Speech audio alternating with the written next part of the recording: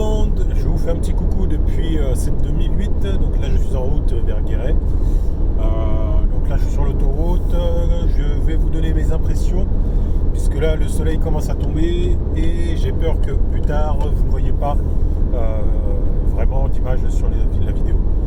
Donc après bon là je suis un petit peu désolé parce que l'inclinaison, les grilles de ventilation sont assez basses.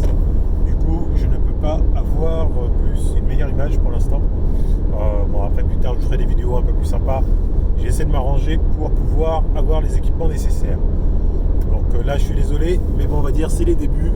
Les débuts sont souvent difficiles. Et donc on fait un petit peu comme on peut. Donc voilà pour cette 2008. L'intérieur est plutôt sympa. On a des sièges semi-baquets qui sont assez sympas. Donc là vous pouvez voir, on a des petits rebords assez prononcés. Donc du coup au niveau de l'installation, on est plutôt bien installé.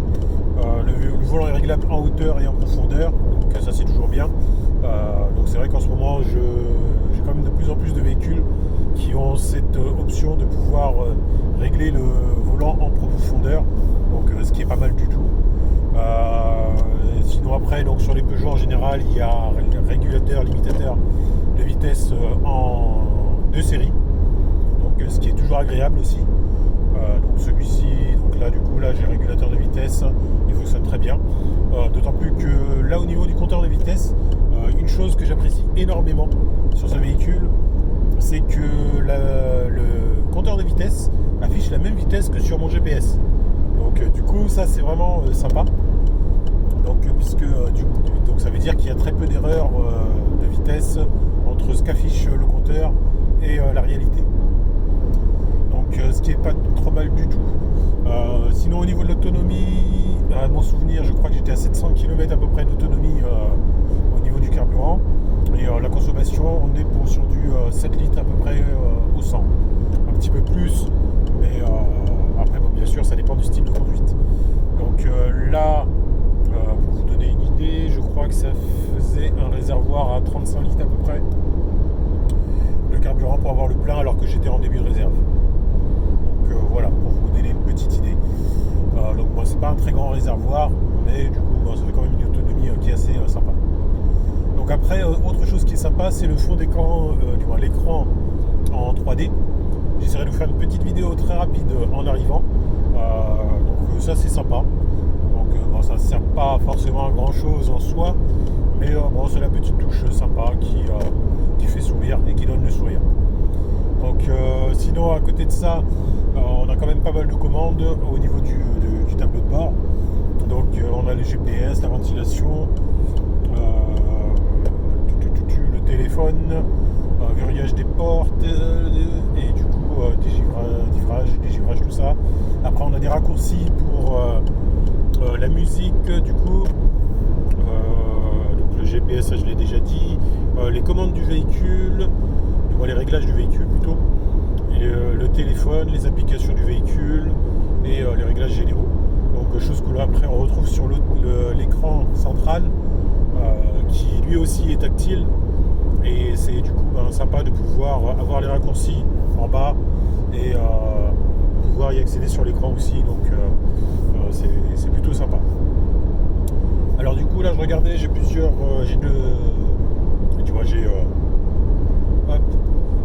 pas du tout testé là ce bouton, donc le drive mode. Donc là j'ai éco et normal. Donc voilà, donc pour les modes de conduite, éco ou normal. Donc voilà pour la petite information, avec le frein à main qui est automatique et qui se trouve au milieu. Donc voilà, donc celle-ci c'est une boîte manuelle. Alors j'ai pas trop grand chose à dire, hein. Elle est plutôt bien étalonnée, donc elle fonctionne plutôt bien. Et donc après sur ce modèle, on a aussi les 4 vitres électriques ainsi que les rétroviseurs électriques. Donc une option que l'on trouve plutôt de série maintenant sur pas mal de véhicules. Donc sinon après au niveau de la tenue route, c'est plutôt agréable à conduire. Donc surtout que celle-ci est neuve. Donc c'est vrai que au niveau maintien, du moins tenue de route et confort de conduite, c'est plutôt pas mal. mal. C'est vrai qu'on s'y fait très vite, on a une très bonne prise en main.